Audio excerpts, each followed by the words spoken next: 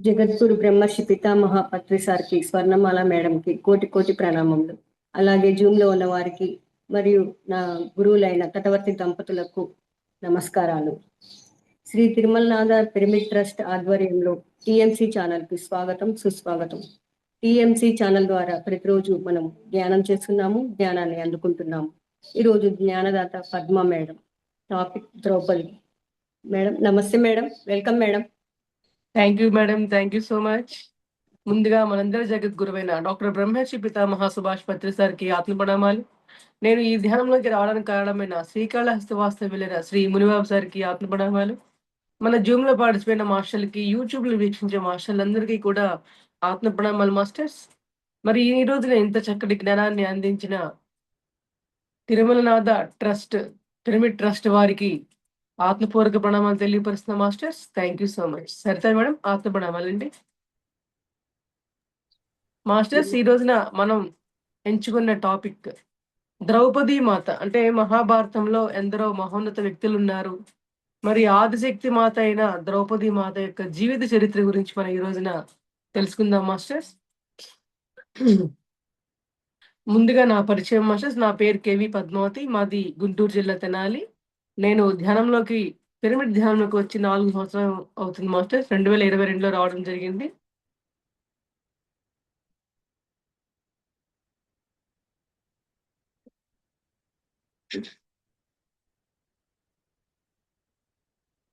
ద్రౌపది మాత మహాభారతంలోని ప్రధాన పాత్ర అయిన ద్రౌపది అగ్నిగుండం నుంచి జన్మించిన పాంచాల రాజు ద్రౌపదిని కూతురు. ఆమె ధైర్యానికి, ఆత్మ గౌరవానికి మరియు పాండవుల భార్యగా మహాభారత యుద్ధానికి కారణమైన మహోన్నత శక్తికి ప్రతీక. ఈమె అసలు పేరు యాజ్ఞసేని. గర్భం ద్వారా కాకుండా యజ్ఞవేదిక నుండి దివ్య తేజస్సుతో పుట్టినది. అర్జునుడు స్వయంవరంలో మత్స్యయంత్రం ఛేదించి గెలవడంతో ఆమె పాండవుల 5గురికి సతీమణి అయ్యింది. మరి కీలకమైన జీవిత ఘట్టాలు ఏమిటంటే, ద్రౌపది మహాభారతంలో అత్యంత గౌరవప్రదమైన, ధైర్యశాలి అయిన మహిళగా నిలిచింది మాస్టర్స్. జూదంలో పాండవులు ఓడిపోయినప్పుడు కౌరవ సభలో ఆమె అవమానాన్ని ఎదుర్కొన్నప్పటికీ తన ఎంతో ధైర్యంగా నిలబడడం జరిగింది. మరి సభలో ధర్మం గురించి ప్రశ్నించి కౌరవులను నిలదీసిన ధీర వనిత ఆవిడ. అజ్ఞాతవాస సమయంలో విరాట నగరంలో సైరింద్రిగా సేవలు అందించింది. కీచక వధ సమయంలో కూడా తన మాన సంరక్షణ కోసం పోరాటం జరిగింది. మరి ద్రౌపది మహాతల్లి ఆవిడ ద్రుపద మహారాజు యాగపుత్రిక అన్నమాట. పాండవుల సతి. ద్రౌపది ఒక జన్మలో మౌద్గల్యుడు అనే ముని భార్య ఇంద్రసేన. మౌద్గల్యుడు 5 శరీరాలు ధరించి ఆమెతో విహరించాడు. మరి 2వ జన్మలో ఆవిడ కాశీరాజు పుత్రికగా జన్మించింది. చాలా కాలం కన్యగా ఉండి శివుని గురించి తీవ్ర తపస్సు చేసినది. శివుడు ప్రత్యక్షమై వరం కోరుకోమనగా పతి అని 5 సార్లు కోరింది. తర్వాత శివుడు ఇంద్రుని 5 మూర్తులుగా రూపొందించి మానవులుగా పుట్టవలసిందని శాసించటం జరిగింది. ఆ పంచేంద్రియాలే ధర్ముడు, వాయువు, ఇంద్రుడు, అశ్వినులు. వారి ద్వారా పంచపాండవులు జన్మించారు. 3వ జన్మలో ద్రౌపదిని పుత్రికగా ద్రౌపది జన్మించింది. ద్రోణాచార్యుని ఆజ్ఞ ప్రకారం అర్జునుడు వెళ్లి ద్రౌపదిని బంధించి ద్రోణుని ముందుంచుతాడు. ద్రోణుని వలన కలిగిన గర్వభంగానికి బాధపడిన ద్రుపదుడు ద్రోణుని చంపగల కుమారుడు, పరాక్రమవంతుడైన అర్జునుడి పెండ్లాడగలిగే కుమార్తెను పొందాలనే సంకల్పంతో యజ్ఞం చేస్తాడు. ఆ యాగఫలంగా ద్రౌపది, దృష్టద్యుమ్నుడు జన్మించారు. మరి పాండవులతో వివాహం అనేది చూద్దాం మాస్టర్స్. కురుక్షేత్ర యుద్ధం ఆఖరు దినాలలో ఒక ఉదయం యుద్ధం భీకర పర్యవసనాన్ని చూసి విచారపడుతున్న ద్రౌపది ఈ మానవహోమం జరగడంలో తన పాత్రను గురించి ఆత్మ పరీక్ష చేసుకుంటూ ఉంటుంది.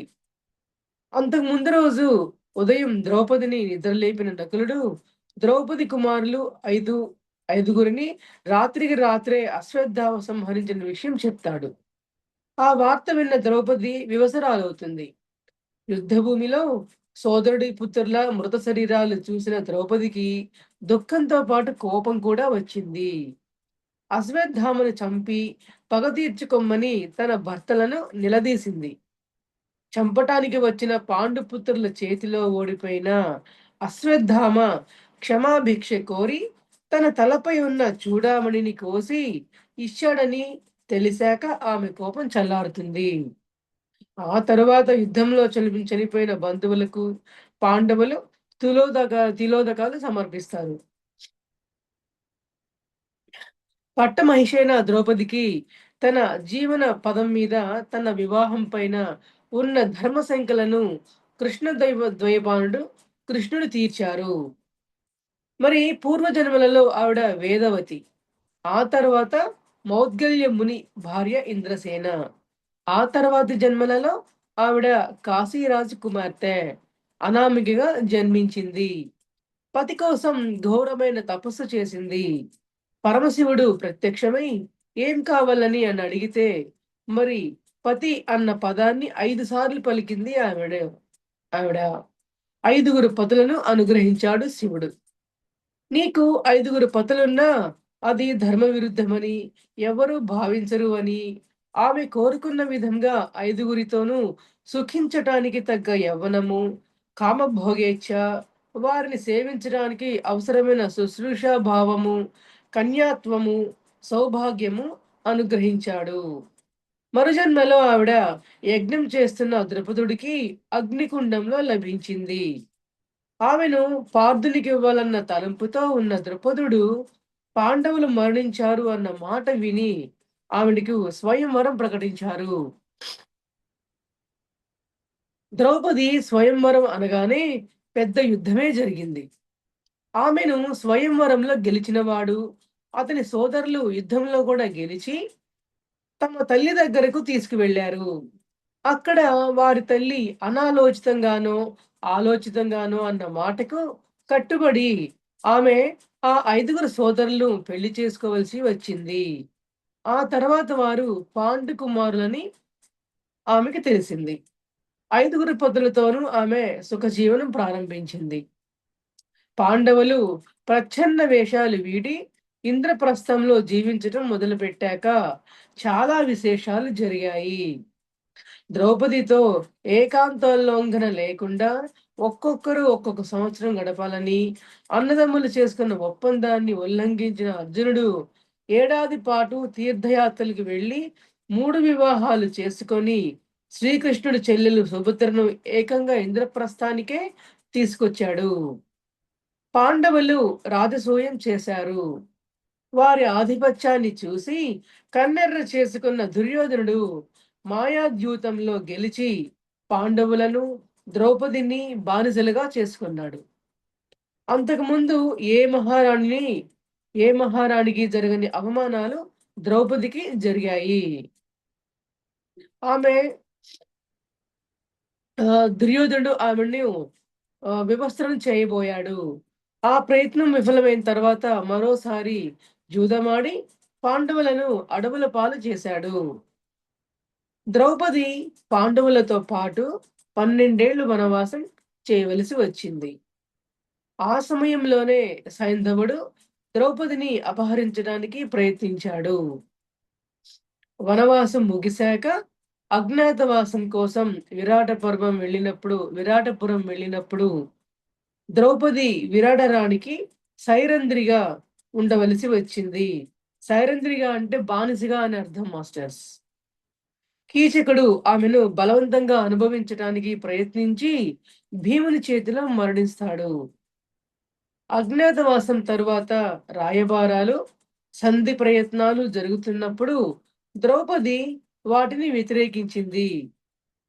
యుద్ధం జరిగి తనను అవమానించిన వారిని తన భర్తలు నిర్జించి తన పగ తీర్చాలని ఆవిడ కోరుకుంది. ఆ కోరిక నెరవేరే క్రమంలో తన పుత్రులను కోల్పోయి పెద్ద మూల్యమే చెల్లించుకోవలసి వచ్చింది. ఆ తర్వాత ఆమె కొన్నేళ్లు హస్తినాపురం పట్టమహిషిగా జీవించింది. కొన్నాళ్లకు కృష్ణుడు మరణించాడు. పాండవులు మహాప్రస్థానం ప్రారంభించారు. ఆ యాత్రలో అందరికన్నా ముందు మరణించింది ద్రౌపది.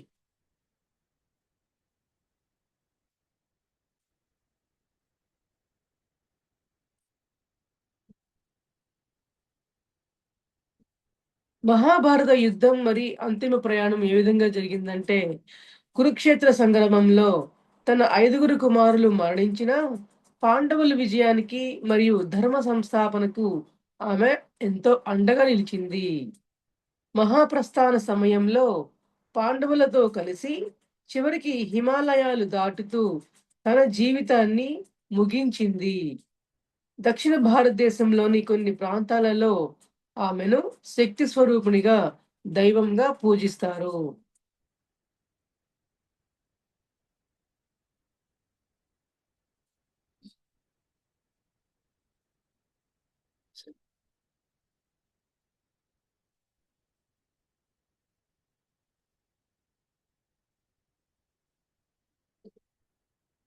ద్రౌపది గురించి ద్రౌపది మహాభారతంలో చాలా సిమనమైన పాత్ర. ఆమెను కృష్ణయ్య, పాంచాలి, యజ్ఞసేని అని కూడా అంటారు. పాంచాల దేశ రాజు ద్రుపదుడి యజ్ఞగుండం నుండి ఆమె జన్మించింది. పాంచాల రాజు ద్రుపదుడు చేసిన యజ్ఞం నుండి అగ్ని నుంచి దివ్యకాంతితో జన్మించిన ఈ యొక్క ద్రౌపది మాత ఆవిడ ఎంతో ధ్యానం చేసే వ్యక్తి అనమాట. మరి ఈవిడ ధ్యానం ద్వారా అంతరంగ ప్రయాణం చేసి మరి తన అంతరంగం ద్వారా తను ఏ విధమైన అభీష్టాన్ని నెరవేర్చుకోవాలన్నా కూడా ఆవిడ నెరవేర్చుకునే ఒక శక్తి కూడా కలిగిన వ్యక్తి అని కూడా చెప్పడం జరిగింది మాస్టర్స్.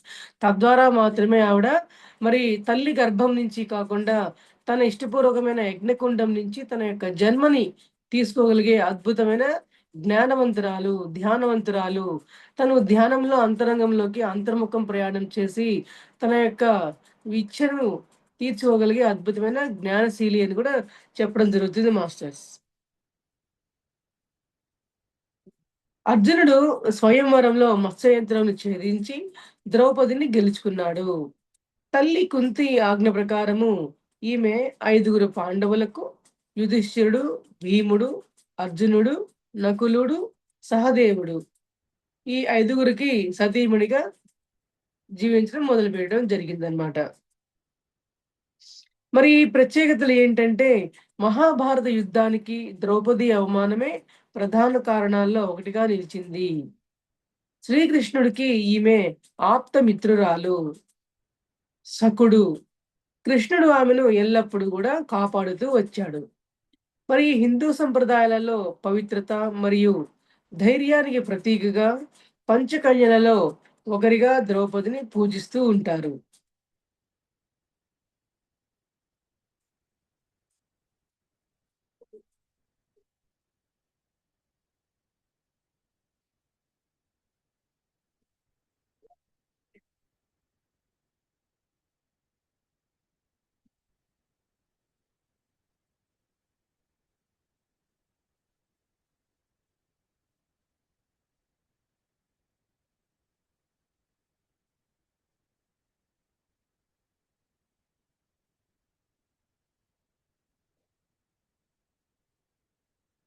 పాండవుల సతి ద్రౌపది యొక్క జన్మలో మౌద్గల్యుడు అనే ముని భార్య ఇంద్రసేనుగా జన్మించి మౌద్గల్యుడు 5 శరీరాలు ధరించి ఆమెతో వివరించడం జరిగింది మేడం మాస్టర్స్. మరి ఈవిడ ఎంతటి అవమానాలు భరించగలిగే పరిస్థితి వచ్చినా కూడా ఆవిడ అంతర్ముఖ ప్రయాణం చేయటం కానీ, ధ్యాన సాధనలు చేయటం కానీ, మరి అంతర్ముఖ ప్రయాణం చేయటం ద్వారా తను ఎంతో జ్ఞానాన్ని పొందడం కానీ, ఆవిడ నిరంతరం యొక్క సాధన చేస్తూనే ఉండేదంట మేడం మాస్టర్స్. అయినా కూడా మరి ప్రాపంచికంగాను మనం ఏ విధంగా తీసుకుంటూ ఉన్నామంటే, మరి ఈ ద్రౌపది మాత యొక్క భర్తలు అయిన ఈ 5గురిని మనం ఏమని తీసుకోవాలంటే, మనం మరి ఈ యొక్క రాగద్వేషాలని జయించిన ఆవిడ అనే విషయంగా కూడా మనం తీసుకోవాలి మాస్టర్స్. మరి చూడండి, మనలో మన పంచేంద్రియాల్లో మన కన్ను ద్వారా కావచ్చు, మన ముక్కు ద్వారా కావచ్చు, మన చెవుల ద్వారా కావచ్చు, మన మాట ద్వారా కావచ్చు, మన ఆలోచనల ద్వారా కావచ్చు, మనం ఎన్నో రకాలైన మన కర్మల్ని మనం ప్రోగు చేసుకుంటూ ఉంటాం అన్నమాట. అంటే మనం ఇక్కడ ఈ యొక్క దృశ్యాలలో మనం చూడవలసిన విషయం ఏంటంటే, మరి ఆవిడెప్పుడు కూడా సరియైన వాక్కులు అంటే తన యొక్క నోటి ద్వారా సరైన వాక్కులే ఎప్పుడు కూడా పలుకుతూ ఉండేదనమాట. ఎందుకంటే మన యొక్క సరియైన వాక్కులే మనల్ని అద్భుతంగా మన యొక్క మానసిక స్థాయిని మనం తెలియపరుస్తూ ఉంటుంది. మన యొక్క వాక్కులే ఎదుటివారిని ఎప్పుడు కూడా శాసించినా కూడా మరి తన యొక్క వాక్కులు ఎదురువారిని ప్రభావితం చేసినా కూడా మన యొక్క వాక్కుల ద్వారా జరుగుతూ ఉంటుంది కాబట్టి ఆవిడ ఎప్పుడు కూడా తన యొక్క వాక్చాతుర్యం మీద ఎప్పుడూ ఒక పట్టు సంపాదించిన అద్భుతమైన వాక్చాతుర్యం గల వ్యక్తిగా ఆవిడ జీవిస్తూ ఉండేదనమాట. ఆవిడకి వాక్కు అనేది ఎంతో అద్భుతంగా ఉండేదంట. ఆవిడ యొక్క వాక్కుల ద్వారా ఎదురువారిని ఎప్పుడు కూడా ఎంతో జ్ఞానవంతులుగా తీర్చిదిద్దుతూ, మరి తన యొక్క వాక్కుల ద్వారా అందరిని కూడా ఎంతో శాంతపరుస్తూ, ఆనందంగా ఎదురువారిని ఉంచేలాగా ఆవిడ ఎప్పుడు కూడా ప్రయత్నం చేస్తూ ఉండేదంట మేడం మాస్టర్స్. మరి తన యొక్క ఎప్పుడు గూడా ఆవిడ ఎటువంటి విషయాలు వింటూ ఉండేదంటే, జ్ఞానవంతమైన విషయాల్ని ఆవిడ ఎప్పుడూ వింటూ ఉండేది. మరి ఆ జ్ఞానం ఏంటంటే మాస్టర్, మరి నిరంతర ధ్యాన సాధనలు చేస్తూ, మరి నిరంతర అంతర్ముఖ ప్రయాణం చేస్తూ, తద్వారా ఆవిడ ఎంతో మరి జ్ఞానాన్ని పెంపొందించుకొని, తన యొక్క జ్ఞానాన్ని కూడా అందరికీ దశ దిశలా గూడా విస్తరింపచేస్తూ ఎప్పుడూ ఉంటూ ఉండేది అని చెప్పడం జరుగుతుంది. మరి శ్రీకృష్ణుల వారితో ఆవిడకి ఎంతో స్నేహశీలత్వం ఉంది. మరి ఇక్కడ శ్రీకృష్ణుల వారితో స్నేహశీలత్వంగా ఉంది అంటే మనం నేర్చుకోవాల్సిన విషయం మాస్టర్, మరి ఆ యొక్క స్నేహతత్వము, ఆ యొక్క స్నేహమైన తత్వాలు మనం నేర్చుకుంటూ ఉండాలి. మరి ఈ రోజున ఫ్రెండ్‌షిప్ డే మాస్టర్స్. ఈరోజు మన పత్రి సార్ మనందరినీ మనకు నేర్పిన గుణపాఠం ఏంటంటే, స్నేహతత్వాన్ని ముందు అందరూ గూడా ఏర్పరచుకుంటే అందరూ కూడా తర్వాత ధ్యానం అద్భుతంగా చేద్దురు. జ్ఞానాన్ని అద్భుతంగా పొందుతూ ఉంటారు. అందువల్ల మీరు అద్భుతంగా మీ అందరిలో స్నేహతత్వాన్ని పెంపొందించుకోండి అని చెప్పారనమాట. అట్లాగే ద్రౌపది మాత కూడా శ్రీకృష్ణుల వారు స్నేహతత్వాన్ని గురించి అద్భుతంగా ఎప్పుడు కూడా ప్రబోధిస్తూ ఉండేవాళ్ళనమాట. తద్వారా ఆవిడ ఎప్పుడు కూడా ప్రతి విషయంలోనూ మరి తన మాట రూపంలో కావచ్చు, తను చూసే చూపు గాని, తను చూసే దృష్టి కోణం కానీ, ప్రతి విషయాన్ని, ప్రతి జ్ఞానాన్ని ఎంతో అద్భుతంగా తనను ఆత్మపరంగా ఎదిగించే విధంగానే తన యొక్క చూసే ప్రతి విషయాన్ని చూసే దృష్టికోణాన్ని అద్భుతంగా పెంపొందించుకుంటూ ఉండేదంట ద్రౌపది మాత. మరి తను చేసే ఆలోచనలు, తన ఆలోచనలు కూడా ఎప్పుడు ఏ విధంగా ఉండేయంటే ఎవరు కూడా ఇబ్బందులు పడకుండా ఉండాలి. మరి వారి యొక్క ఆలోచన విధానం ద్వారా మరి తన యొక్క అద్భుతమైన ఆలోచన విధానం ఎదురు వాళ్ళకందరికి పంచుతూ ఉంటే నిరంతరము మరి ఆ ఆలోచన ద్వారా మనం ఎప్పుడు చూడండి, సరియైన ఆలోచన అన్నారు మన పత్రిక సారు. సరియైన ఆలోచన ద్వారా నువ్వు సరియైన లక్ష్యాన్ని ఏర్పరచుకుంటూ ఉంటావు. సరియైన మరి జీవిత ధ్యేయం అంటే నువ్వు ఏదో నేర్చుకుంటావు. సరైన ఆలోచనలు చేస్తూ ఉంటావు. సరికాని విధానాలన్నీ గూడా ఎప్పుడు గూడా వదిలిపెట్టేస్తూ ఉంటావు. ఈ సరియైన ఆలోచనల వల్లే మనము ఆత్మపరంగా ఎదిగే అవకాశం అనేది మనకి ఎప్పుడు గూడా ఉంటూ ఉంటుంది మేడం మాస్టర్స్. మరి చూసే చూపు ద్వారా మన యొక్క దృష్టికోణం ద్వారా అద్భుతమైన ఆత్మజ్ఞానంగా తయారైంది. ఆలోచన విధానం ద్వారా ఎదురువారిని కూడా ఆలోచింపచేసే విధంగా ప్రతి ఒక్క జ్ఞానంని ఆవిడ పెంపొందించుకుంటూ ఇతరులను కూడా ఆ విధంగా తీసుకెళ్ళే ప్రయత్నం ఆవిడ చేస్తూ ఉండేది. అంటే ఆవిడ జ్ఞానవంతంగా ఉండడమే కాకుండా ఎదుటి వారిని కూడా జ్ఞానవంతంగా ఉండే ప్రయత్నం అనేది ఆవిడ చేస్తూ ఉండేదంట మేడం మాస్టర్స్. అందువల్ల ఏంటంటే ఈ యొక్క అద్భుతమైన మాతలందరూ కూడా ఎప్పుడూ నిరంతర ధ్యాన సాధన చేస్తూ అంతర్ముఖ ప్రయాణం చేయడం ద్వారా ఎదుటివారి మనసులలో కూడా ప్రవేశించి వారి యొక్క అంతరంగాల్లో ఉన్న భావనలను కూడా తెలుసుకొని వారి యొక్క భావనలకు అనుగుణంగా వీళ్ళు నడుచుకుంటూ ఉండేవాళ్ళంట. అందుకే మన సరైన ఆలోచన చేయాలి అని చెప్పని చెప్పుకునే విషయాలు అందుకోసమే. సరైన ఆలోచన చేసినప్పుడు ఏమవుతుందంటే మన అంతర్ముఖ ప్రయాణం చేసినప్పుడు మనం వేరే వాళ్ళ అంతర్ముఖంలో ప్రయాణం చేసినప్పుడు కూడా వాళ్ళల్లో ఉన్న సరియైన ఆలోచనలు కావచ్చు, సరికాని ఆలోచనలు కావచ్చు, అవి కూడా మనం గమనించి వాళ్ళని సరైన విధంగానే వాళ్ళ జీవన క్రమం ఉండే విధంగా మనం వాళ్ళని తయారు చేసే విధంగా మనం ప్రయత్నం చేయొచ్చు మాస్టర్స్. అందువల్లే ద్రౌపది మాత కూడా ఎంతో ధ్యాని, ఎంతో జ్ఞాని. మరి వీళ్ళందరూ కూడా ఈ మాతలందరూ కూడా ప్రతి చిన్న విషయాన్ని కూడా తెలుసుకునేదానికి అంతర్ముఖ ప్రయాణమే చేస్తూ నిరంతరం వాళ్ళని మరి జ్ఞానోదయంగా ఉంచే వైపే వాళ్ళు నిరంతరం ప్రయత్నం చేస్తూ ఉంటారు. మరి వాళ్ళ యొక్క సరియైన వాక్కులు కావచ్చు, సరియైన దృష్టికోణాలు కావచ్చు, మరి ఎప్పుడు కూడా జ్ఞానవంతమైన మాటల్ని వినటం ద్వారా కావచ్చు, వాళ్ళు ఎప్పుడు కూడా నిరంతరం అద్భుతమైన జ్ఞాన పరిణామంలోనే జీవిస్తూ ఉంటారనమాట. మరి ఈ జ్ఞానం అనేది మనం ఏ విధంగా పొందుతున్నాము అంటే మేడం మాస్టర్స్, మరి ఈ నిరంతరం ధ్యానము, ఈ యొక్క స్వాధ్యాయాలు, ఇటువంటి ఎన్నో సజ్జన సాంగత్యాల ద్వారా ఎందరో మహానుభావుల యొక్క గొప్పతనాల గురించి కానీ, వారి యొక్క జీవిత చరిత్రల గురించి కానీ మనం తెలుసుకుంటూ, మనలో ఉన్న అజ్ఞానం, అంధకారం, చీకట్లు తొలగించుకొని, మరి అద్భుతంగా మనం జ్ఞానవంతమైన జీవితాన్ని మనం వెలుగులోకి తీసుకొచ్చుకునే ప్రయత్నం చేస్తూ ఉంటాం అన్నమాట. అందువల్ల ఏంటంటే ప్రతి ఒక్కళ్ళు కూడా ధ్యాన సాధనలు అద్భుతంగా చేస్తూ ఉండవలను. మరి ద్రౌపది మాత మహాభారతంలో కీచకుడి ద్వారా ఎన్నో మరి బలవంతపు ప్రయత్నానికి ఆవిడ గురి కాబడింది. మరి ఆహ్, మరి ఎంతో అవమానానికి ఆవిడ గురి కాబడింది.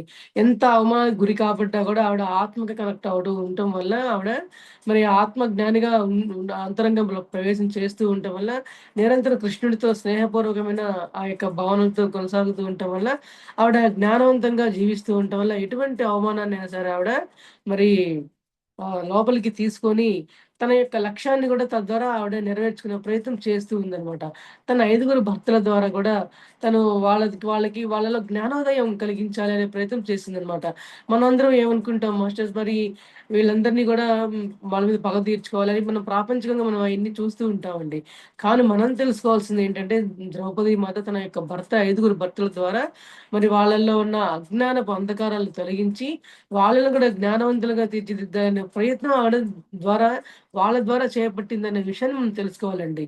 అంటే ప్రతి విషయాన్ని కూడా మనం అంతరంగంలో అంతరార్థపరంగా మనం తీసుకోవాలే తప్ప, మన ప్రాపంచికంగా వాళ్ళ నుంచి మనం ఏం తెలుసుకోవాలనే విషయాన్ని అటు ప్రాపంచికంగాను, ఇటు ఆధ్యాత్మికంగాను వారి యొక్క జ్ఞానవంతమైన జీవితం ఏ విధంగా కొనసాగిందని తెలుసుకోవడం ద్వారా, మనం కూడా మన జీవితాల్లో ప్రాపంచికంగా వచ్చే యొక్క కష్టాల్ని కావచ్చు, నష్టాల్ని కావచ్చు, అవమానాల్ని కావచ్చు, అన్నిటిని మనం దాటుకుంటూ అద్భుతంగా ఈ యొక్క సీతామాత కావచ్చు, ద్రౌపది మాత కావచ్చు, మహాభారతంలో ఉండే ఎందరో మాతల ద్వారా కావచ్చు, మనం జ్ఞానాన్ని మనం పొందుతూ ఉండగలమాట. మరి వీరందరూ కూడా నిరంతరం ధ్యాన సాధనలు చేస్తూ ఉంటే అద్భుతమైన మాతలే వీళ్ళందరూ కూడా. అందువల్ల అందరూ ప్రత్యేకంగా ఉండే యొక్క ద్రౌపది మాత ఎంతో జ్ఞానవంతురాలు. మరి ఈవిడ నిరంతరం కూడా అంతరంగ ప్రయాణం చేసి ఆత్మజ్ఞానం సంపాదించుకుంటూ అందరిలో కూడా ఆ యొక్క ఆత్మజ్ఞానాన్ని పెంపొందించుకునే ప్రయత్నం చేస్తూ ఉండే వ్యక్తి. అంటే దీని ద్వారా మనం కూడా మన ప్రాపంచికంలో మన జీవితంలో మనం అన్వయించుకోవాలి మాస్టర్స్. మరి మనం కూడా మనం ప్రాపంచిక జీవితంలో అన్నప్పుడు ఎన్నో కష్టాలను ఎదుర్కొంటాం, నష్టాలను ఎదుర్కొంటాము. మరి ఎన్నో అవమానాలు ఎదుర్కొంటూ ఉంటాం. మరి ద్రౌపది మాత మహాభారతంలో ఎటువంటి సంఘటనలు ఎదుర్కొందో, మరి మనందరం కూడా ప్రాపంచిక జీవితంలో ఎన్ని ఎదుర్కొన్న వాళ్ళమే మాస్టర్స్. మరి ఒక్కొక్కళ్ళకి ఒక్కో రకంగా ఉంటుంది వాళ్ళు అనుభవించే అవమానాలనేవి. అందువల్ల ఏంటంటే, మనం కూడా మనకు అటువంటి సందర్భాలొచ్చినప్పుడు, మనం ఏ విధంగా మన జీవితాన్ని అన్వయించుకొని ఈ యొక్క ద్రౌపది మాత వాళ్ళ యొక్క చేసే సాధనలు కావచ్చు, వారి యొక్క ధైర్య సాహసాలు కావచ్చు, వారి ప్రతిభా పాటవాలు కావచ్చు, మనం మన జీవితాల్లోకి ఏ విధంగా అన్వయించుకోవాలనే ప్రయత్నం మనం చేస్తూ ఉండాలి మేడం మాస్టర్స్.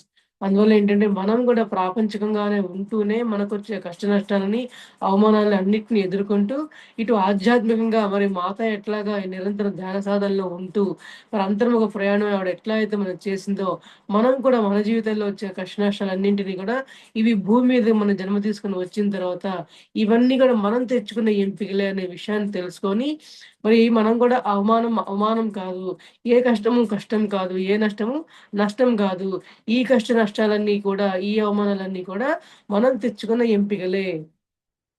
ఈ భూమి మీద మనం జన్మ తీసుకోవడానికి వచ్చినప్పుడు, మరి ఎవరెవరి కర్మానుసారం వాళ్ళకి ఈ జన్మలో ఏవైతే మనం తెచ్చుకుంటామో, ఆ కర్మలన్నీ కూడా మనం అనుభవించి, ధ్యానంలో ఆ కర్మ ప్రక్షాళన చేసుకొని, మనం అద్భుతంగా జ్ఞానవంతులుగా తయారయ్యి, అంతర్ముఖులుగా మనం తయారయ్యి, ఎంతో జ్ఞానవంతంగా మన జీవితాన్ని ప్రకాశింపచేసుకొని, మన దీపాన్ని మనమే వెలిగించుకోవాలి. మన అజ్ఞానంని మనమే మరి పారదోలుకొని, మరి మనలో ఉన్న ఆ యొక్క ఆహ్ జ్ఞానవంతమైన జీవితాన్ని మనమే పెంపొందించుకుంటుండే ప్రయత్నం చేయాలి మాస్టర్స్. అందువల్ల ఏంటంటే, మనం తెలుసుకోవాల్సిన రాజనీతి ఏంటంటే, ఈ యొక్క మహాభారతంలోని ఈ యొక్క ద్రౌపది మాత మనకి ప్రాపంచికంలో కూడా మనం ఎలా ఉండాలి, ఆధ్యాత్మికంగా కూడా మనం ఎలా ఉండాలి, మరి తనకు ఎదుర్కొన్న ఆ యొక్క అవమానాలు కావచ్చు, కష్టాలు కావచ్చు, నష్టాలు కావచ్చు, మరి 3 జన్మల్లో తీసుకున్న ఆ యొక్క ఆ యొక్క నిర్ణయాలు కావచ్చు, మరి మనం కూడా ఎన్నో జన్మల్లో ఎన్నో రకాలైన జన్మల్ని తీసుకుంటూ చివరాఖరికి మన యొక్క జన్మ తీసుకోవడం జరిగింది. మరి ఈ జన్మలో మనం కూడా మరి ఎన్నో కర్మల్ని, ఎన్నో కష్ట నష్టాల్ని, మరి గత జన్మ అనుసారంగా ఆ యొక్క కర్మలన్నిటిని దాటుకుంటూ, ఎన్నో జన్మలు దాటుకుంటూ ఈ జన్మలోకొచ్చాం కాబట్టి, ఈ జన్మలో మనం పొందింది అద్భుతమైన ధ్యాన సాధన, ఆనాపాన సతి ధ్యాన సాధన. ఈ ధ్యాన సాధన వల్ల మనం మరి ఈ యొక్క సాధన మనకి ఏం జరుగుతుందంటే, ఈ యొక్క విశ్వమయ ప్రాణశక్తి మన యొక్క అంతరంగంలో మన శరీరంలోకి ప్రవేశించి 2,72,000 నాడుల్లోకి ప్రవేశం జరగడం ద్వారా మనకి ఎంతో కర్మ ప్రక్షాళన జరుగుతూ ఉంటుంది మాస్టర్స్.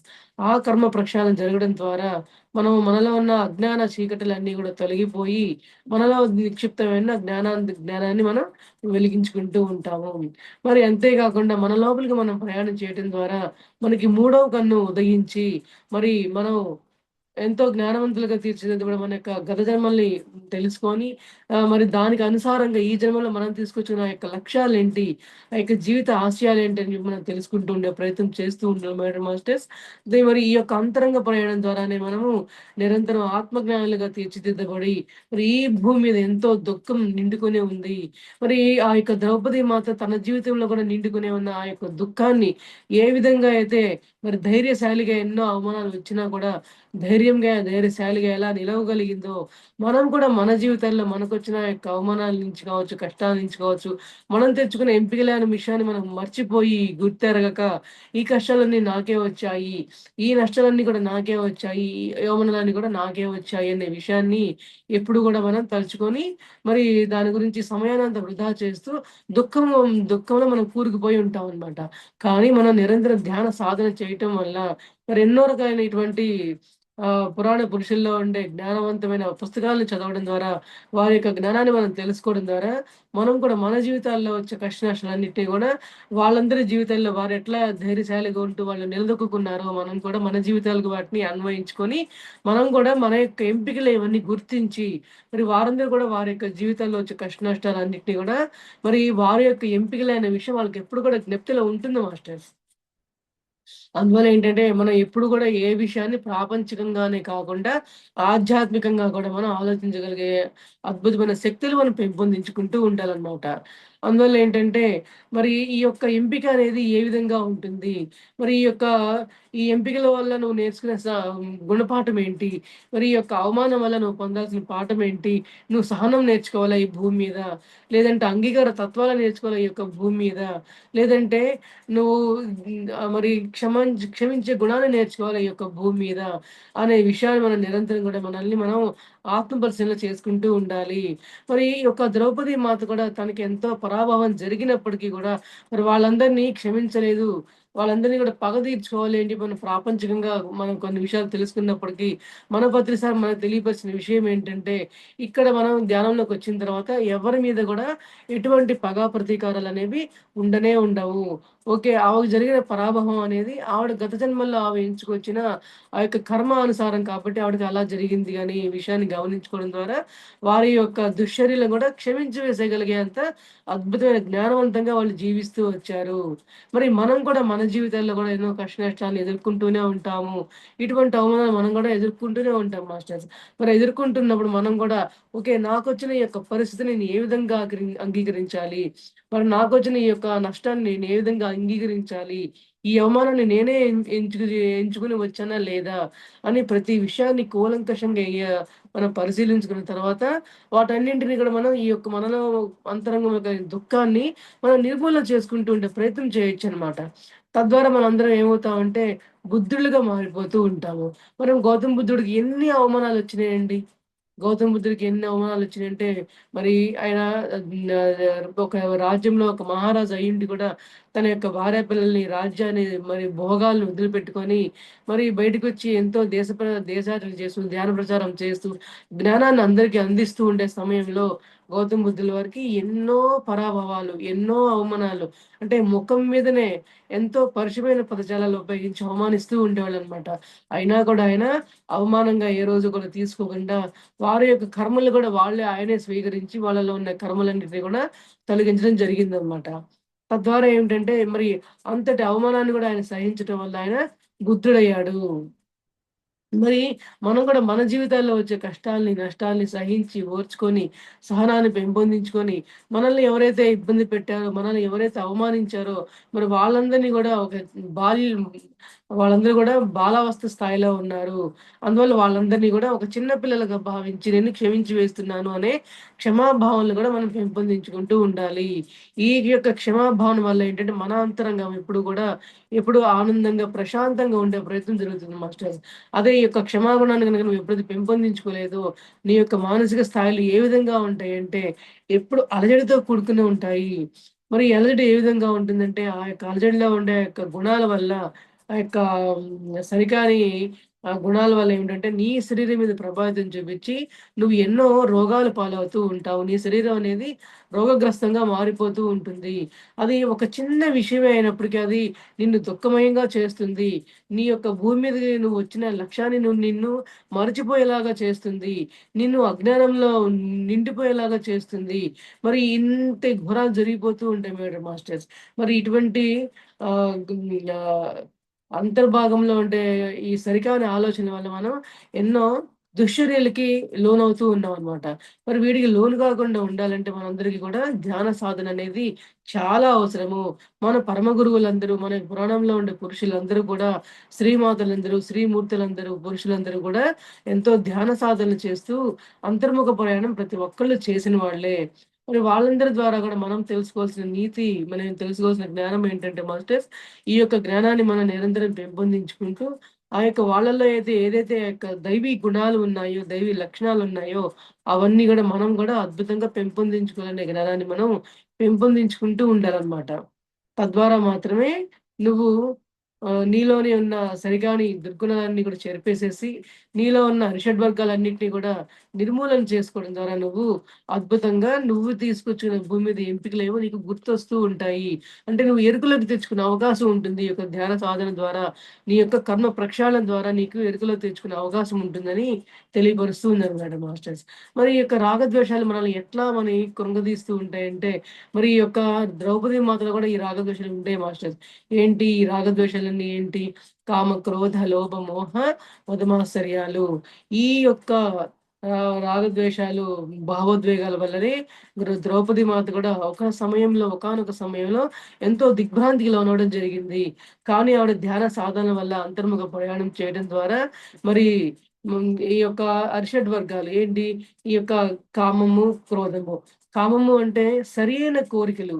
సరికాని కోరికలనమాట. అంటే సరికాని కోరికల వల్ల ఏంటంటే ఆవిడ మరి ఎక్కువ దుఃఖానికి లోనవ్వడం జరిగింది. మరి మనందరం గూడా ఈ యొక్క సరికాని కోరికల వల్లే మన జీవితాలను గూడా ఎప్పుడు గూడా అంధకారంలో వేసుకుంటూ ఉన్నాం మాస్టర్స్.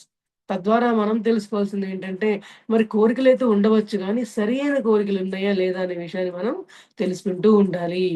మరి ఈ యొక్క సరికాని కోరికల వల్లే మనము సరికాని కోరికలు అంటే శారీరక వాంఛలే కాదు మేడం మాస్టర్స్. మనం సరికాని ఆలోచనలంటే మనం ఏదైతే మనం మన జీవితానికి అవసరం లేని కోరికలు మనం కోరుకుంటూ ఉంటామో, మరి ఆ యొక్క కోరికల వల్ల కూడా మనము ఎంతో దుఃఖాన్ని మన జీవితంలో తెచ్చుకుంటూ ఉంటామనమాట. మన జీవితాన్నే దుఃఖమయం చేసుకుంటూ ఉంటాము. మరి ఇంకో విషయం ఏంటంటే క్రోధము.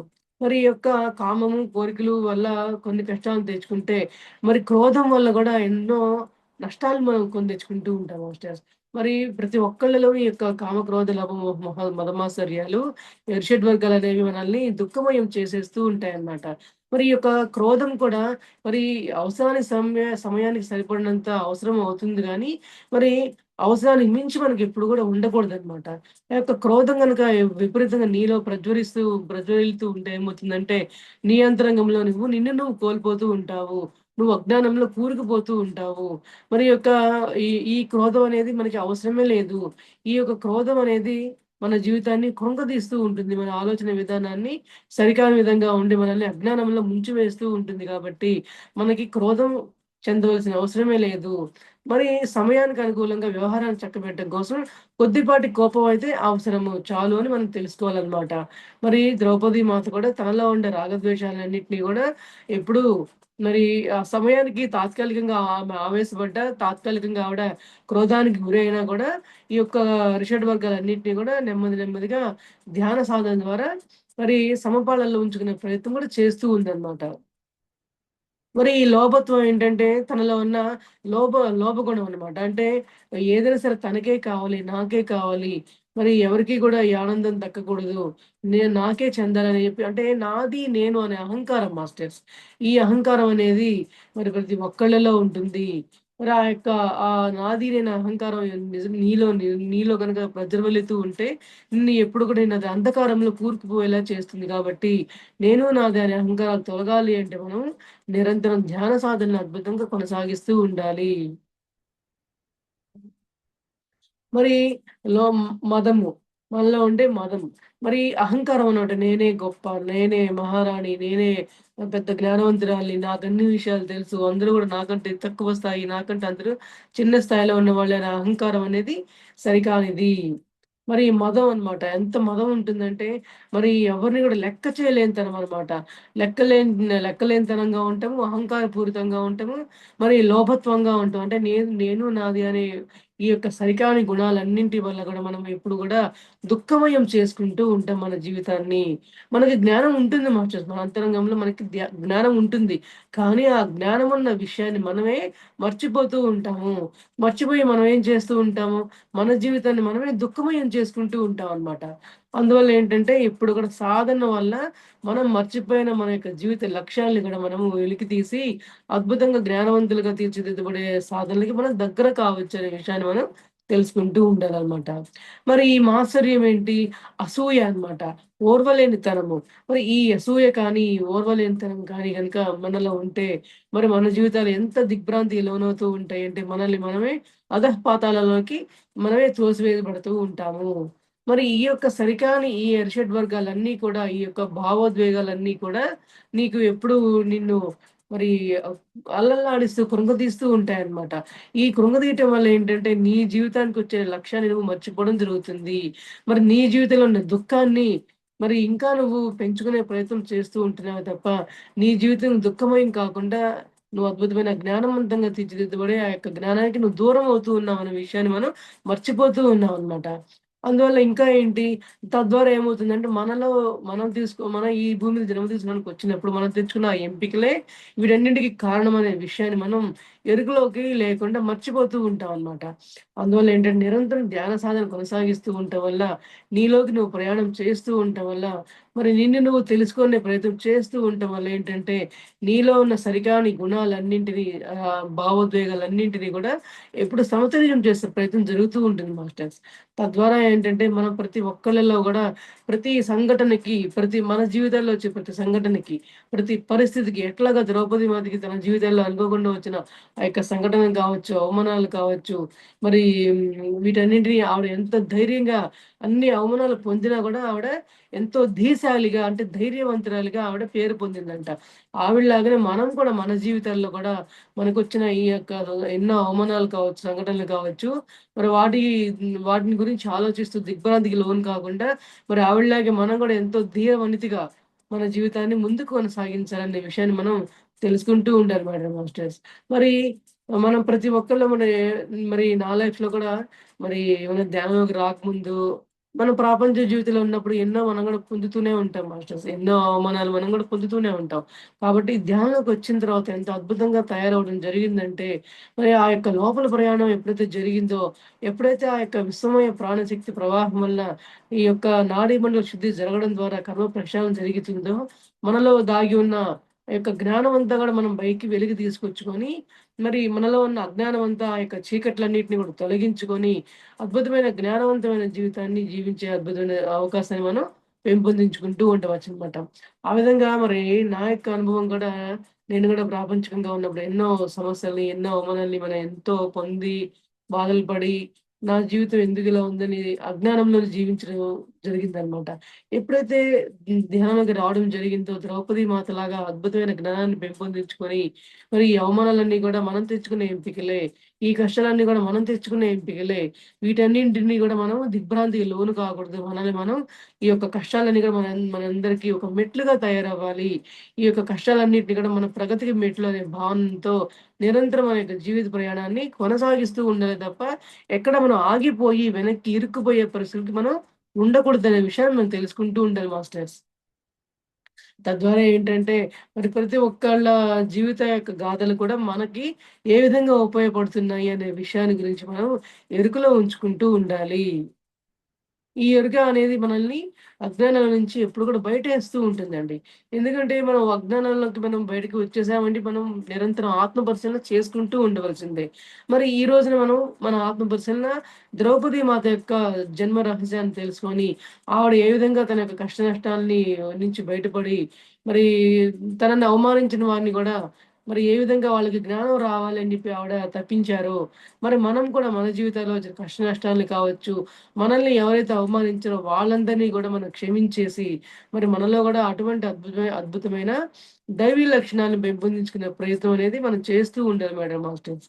తద్వారా మాత్రమే మనం దైవీ లక్షణాలతో కూడుకొని మనం గూడా దైవాలుగా మారే అవకాశం అద్భుతంగా ఉంటుంది. మరి ఈ దైవాలుగా మనం అంత అద్భుతంగా మారిపోయే పరిస్థితి మనకి ఎట్లా ఏర్పడుతుంది? మన జీవితాల్లో ఉన్న అప్పటిదాకా ఉన్న జీవితాల్లో ఉన్న అజ్ఞానం అంతా తొలగించుకొని, దుఃఖాన్నంతా దూరం చేసుకొని, మరి ఎప్పటికప్పుడు మన పరిస్థితులన్నిటికి కూడా సిద్ధంగా ఉంటూ, ధైర్యంతో జీవిస్తూ, ధీశాలిగా మనం కూడా ఆ యొక్క ధీర వనితలాగా మనం కూడా ఎప్పుడైతే మనం ప్రయత్నం చేస్తూ ఉంటామో, అప్పుడు మనం దైవాలుగా మారుతూ ఉంటాము. అప్పుడు ఆ కర్మ ప్రక్షాళన జరగడం ద్వారా ఆ యొక్క మాతల్లో ఉండే ఏదైతే గుణాలు ఉంటాయో, దైవీ లక్షణాలు ఉంటాయో, ఆ దైవీ లక్షణాలు కూడా మనం కూడా అలవరుచుకోవడం ద్వారా, మనం కూడా అద్భుతంగా దైవాలుగా మారి, మరి మన జీవితాన్ని కూడా ఎంతో పావనమయం చేసుకుంటూ ఉంటాము. మరి మన గురువుగారు ఎప్పుడు మనకు చెప్తూ ఉంటారనమాట. మరి దివి నుంచి భువికి దిగి వచ్చిన దివ్యాత్మ స్వరూపులారా, దిగజారి మీరు ఆత్మలోకాలకు ప్రయాణం చేయవద్దు. ఈ భూమండలంలోనే నువ్వు ఆత్మజ్ఞానాన్ని పొంది మరి తిరిగి ఆత్మలోకాలకి ప్రయాణించే అవకాశం అనేది నీకు భూమండలంలోనే ఉంది కాబట్టి, ఈ అద్భుతమైన జ్ఞానాన్ని నువ్వు పొంది, మరి సరియైన జ్ఞానాన్ని నిరంతరం ఆత్మ పరిశీలన చేసుకుంటూ, మరి ఇటువంటి అద్భుతమైన జ్ఞానంతోటే నువ్వు తిరిగి ఆత్మలోకాలకు ప్రయాణించాలే కానీ, మరి ఇటువంటి సరికాని విధానాలతో మరలా జన్మలు తీసుకొని రావడానికి పోవడం కోసం నువ్వు వెళ్ళొద్దు నువ్వు ఆత్మలోకాలకి. నువ్వు ఆత్మలోకాలు తిరిగి వెళ్ళావు అంటే, మరలా తిరిగి భూమి మీద జన్మ తీసుకోకుండా ఉండే పరిస్థితిని ఎంచుకొని పరిస్థితిని తయారు చేసుకొని నువ్వు ఆత్మలోకాలు తిరిగి వెళ్ళు అంటే ఏమన్నారంటే, జన్మరాహిత్యాన్ని పొందగలగు. జన్మరాహిత్యాన్ని పొందావంటే ఇక మన జీవితానికి పునరపి మరణం, పునరపి జననం అనేది మనకి దూరం అయిపోతూ ఉంటుందన్నమాట.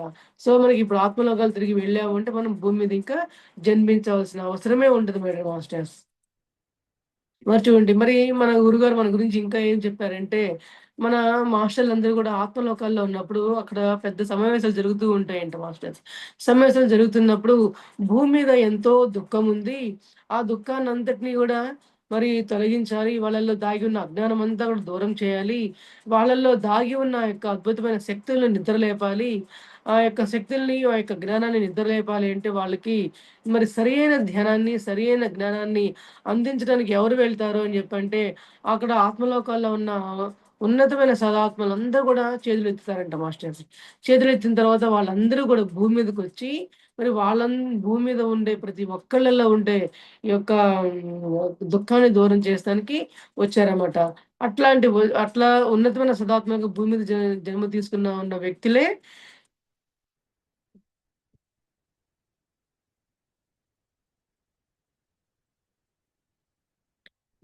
ఇప్పుడు మనకి ఈ యొక్క పురాణ పురుషులు కావచ్చు, వీళ్ళందరూ గూడా మనల్ని ఎదిగింపు చేయటం కోసమే వచ్చిన వ్యక్తులుగా మనం తీసుకోవాలి మాస్టర్స్.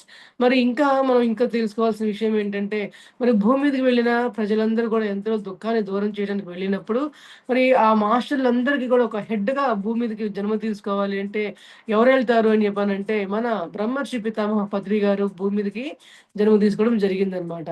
మరి మన గురువుగారు జన్మ తీసుకుని భూమి మీదకి వచ్చిన తర్వాత ఏమైందంటే, మరి ఎప్పుడైతే మనం అద్భుతంగా ఈ యొక్క పురాణ పురుషుల గురించి కావచ్చు, మన యొక్క ఇతిహాసాల నుంచి కావచ్చు, మరి యొక్క అద్భుతమైన దేవతా శ్రీమూర్తుల గురించి కావచ్చు, మనం తెలుసుకొని, మరి వారి యొక్క జీవితాల నుంచి మనం గుణపాఠాలు నేర్చుకోవాలనే విషయాన్ని మనం నేర్చుకుంటూ ఉంటామనమాట. ఈ విధంగా నేర్చుకోవడం కోసమే మనం భూమి మీదకి జన్మ తీసుకొని వచ్చాము అనే విషయాన్ని మనం అర్థం చేసుకుంటూ ఉండాలి మేడం మాస్టర్స్. మరి ఈ రోజున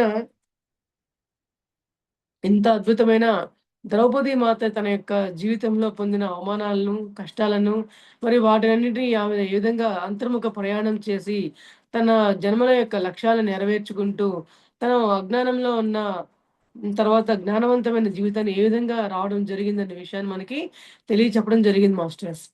తెలియచెప్పడం జరిగిన తర్వాత మనం కూడా మన జీవితాల్లో మనకొచ్చిన కష్ట నష్టాలను కూడా, అవమానాలను కూడా ఏ విధంగా మనం కూడా తీసుకోవాలి. మరి ఇటువంటి జ్ఞానాన్నంతా మనకి పంచిన మన యొక్క బ్రహ్మర్షి పితామహ పత్రిజీ ద్వారా మాత్రమే మనం పొందగలుగుతూ వచ్చామనమాట. లేదంటే మనం ఇంతవరకు కూడా ఈ పురాణాల్లో ఈ యొక్క దివ్య పురుషుల యొక్క జీవితాల్లో వచ్చిన కష్ట నష్టాలన్నిటిని కూడా మనం ప్రాపంచికంగా తీసుకొని మన జీవితాన్ని దుఃఖమయం చేసుకుంటూ వచ్చామనమాట ఇన్నాళ్ళు. కానీ ఇప్పుడు మనం దుఃఖమయంలో నుంచి మనం అద్భుతంగా జ్ఞానవంతంగా మనం రాగలిగాము అంటే, మనం ఇటువంటి అద్భుతమైన జ్ఞానాన్ని మనం పొందగలిగాం కాబట్టే, మనం అంతా గూడా మనలో ఉన్న దుఃఖాన్ని దూరం చేసుకొని, ఈ భూమి మీద ఉన్న కష్టాలు, అవమానాలన్నీ కూడా మనం తెచ్చుకున్న ఎంపికలే. ఈ ఎంపికలే మనమే కాబట్టి, మనం దేనికి కూడా దుఃఖించవలసిన అవసరమే లేదనే విషయాన్ని మనం తెలుసుకుంటూ ఉండాలి మేడం మాస్టర్స్. తద్వారా మనం మరి ఇటువంటి స్త్రీమాతలందరి దగ్గర నుంచి కూడా వాళ్ళల్లో ఉండే యొక్క ధైర్యాన్ని, వాళ్ళలో ఉండే యొక్క జ్ఞానాన్ని మనం నిరంతరం మన యొక్క జీవితాల్లో కూడా మనం అన్వయించుకుంటూ, మనం కూడా ధీశాలిగా, ధైర్యవంతులుగా మన జీవితాన్ని కూడా జీవించాలనే విషయాన్ని మనం తెలుసుకుంటూ ఉండే ప్రయత్నం చేద్దాం మేడం మాస్టర్స్. మరి ఈ రోజున ఇంత చక్కటి అద్భుతమైన జ్ఞానాన్ని పంచే అవకాశం ఇచ్చిన సరితా మేడం గారి జూమ్ క్లాస్‌కి ఆత్మ ప్రణామాలు తెలియపరుచుకుంటున్నాను masters. Thank you so much. Thank you madam. Thank you so much madam. Masters ఎవరైనా మాట్లాడతారా?